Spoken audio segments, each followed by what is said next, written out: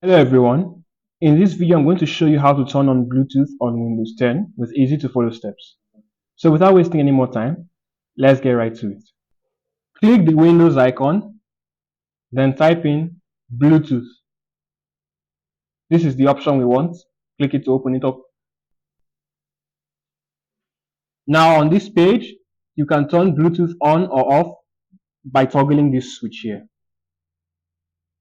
If for some reason you don't see this switch, try updating the driver. Right click the Windows icon, then click Device Manager. Now locate Bluetooth.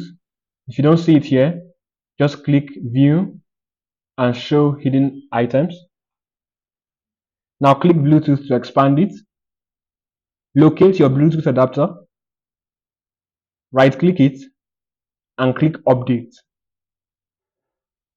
Select Search automatically for drivers.